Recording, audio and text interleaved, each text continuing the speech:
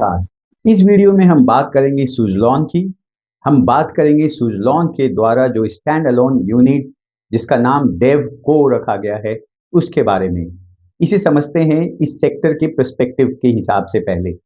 तो एक wind energy company के लिए सबसे बड़ी चैलेंज होती है सही लैंड खोजना और सरकार का अप्रूवल लेना, जिसमें काफ़ी साल लग जाते हैं। तो सुज़लॉन ने उसी बड़े डिसीजन इसी से रिलेटेड एक बड़े डिसीजन लिए हैं, जिसके कारण से वो रिन्यूएबल सेक्टर की तस्वीर को बदलने में शायद सफल हों। और जिस चीज़ को उन्होंने लॉन्च किया है, इन सब चीज़ों से, इन सारी प्रॉब्लम से ऊपर उभरने के लिए उसका नाम रखा गया है देवको। तो रिन्यूएबल एनर्जी सेक्टर में अक्सर एक प्रॉब्लम होती है, ऑर्डर तो मिल जाती है, लेकिन प्रोजेक्ट शुरू होने में 3 से 4 साल लग जाते हैं, क्योंकि लैंड और कागजी कार्रवाई या अप्रूवल अटक जाती है। तो इसका जो सॉल्यूशन निकाला गया है, सो कम उसमें ये रखा गया है कि कंपनी एक वेंडर ना बन करके एक पूरे प्रोजेक्ट डेवलपर के रूप में निकल करके आना चाहती है। तो यदि हम देखें जो उन्होंने जो स्टैंड अलोन यूनिट जो लॉन्च किया है डेवको, उसका ऑब्जेक्टिव्स क्या हो सकता है, उसके क्या उद्देश्य हो सकते हैं। तो उन्होंने जैसा अपने पेपर में बताया है उसके अनुसार पहली बात तो एडवांस प्लानिंग। किसी भी प्रोजेक्ट में आने से पहले 3 से 5 साल पहले वो चाहते हैं कि यह जो इनका स्टैंड अलोन यूनिट है, यह साइट्स की पहचान कर ले। दूसरी बात है कि यह विंड केवल विंड नहीं, बल्कि सोलर और बैटरी स्टोरेज के लिए हाइब्रिड साइट्स भी तैयार करेगी, ये जो इन्होंने डेव को लॉन्च किया है। और जो तीसरी बात है कि कंपनी प्रोजेक्ट शुरू होने से पहले ही लैंड और क्लियरेंस अपने हाथ में रखेगी, ताकि एग्जीक्यूशन में कोई रुकावट ना आए। तो यह इंपॉर्टेंट बात यहाँ पे समझने की जरूरत है। थोड़ा सा हिस्टोरिकल पर्सपेक्टिव अगर देखें तो 2008 के ग्लोबल फाइनेंशियल क्राइसिस के दौरान रिन्यूएबल सेक्टर्स की कंपनियों ने इसलिए नुकसान उठाया था क्योंकि उनका प्रोजेक्ट समय पे पूरा नहीं हो पाया था और उनका डेट बढ़ता गया था।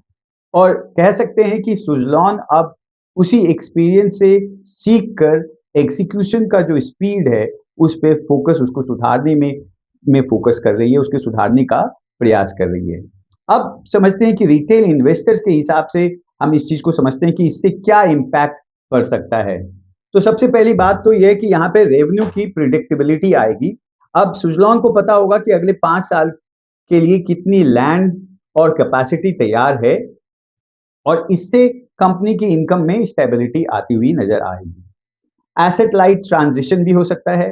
अब कंपनी सिर्फ मैन्युफैक्चरिंग के भरोसे नहीं, बल्कि एक पूरा क्लीन एनर्जी इकोसिस्टम बना रही है। तो यह एक इंपॉर्टेंट इंप्रूवमेंट होगा। और जो जो ऑब्वियस बात है कि जब अप्रूवल पहले से होगा तो इसमें एफिशिएंसी भी आएगी, प्रोजेक्ट जल्दी पूरे होंगे और कंपनी का कैश फ्लो बेहतर होगा। तो ये सब इंपॉर्टेंट बात है जो कि हमें एक रिटेल इन्वेस्टर्स के हिसाब से समझने की जरूरत है।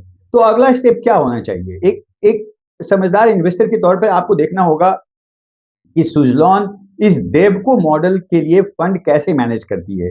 क्या कंपनी अपनी बैलेंस शीट को बिना बिना डेट लिए हुए मजबूत रख पाती है? और साथ ही सरकार का जो हाइब्रिड प्रोजेक्ट को लेकर जो नई पॉलिसियां जो आने वाली है, आ रही है, उस पे भी हमें ध्यान रखना होगा।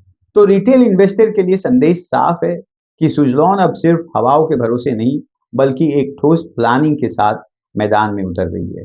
तो यह थी हमारी एनालिसिस सुज़लॉन का जो स्टैंड अलोन यूनिट आ रहा है देवको, उसके ऊपर। आई होप आपको यह वीडियो बेनिफिशियल लगा होगा। आप हमारे चैनल को सब्सक्राइब करें और बेल आइकन को प्रेस करें, ताकि जब भी इस तरह के नई वीडियो आते हैं आपके पास उसका नोटिफिकेशन आ सके। Thank you.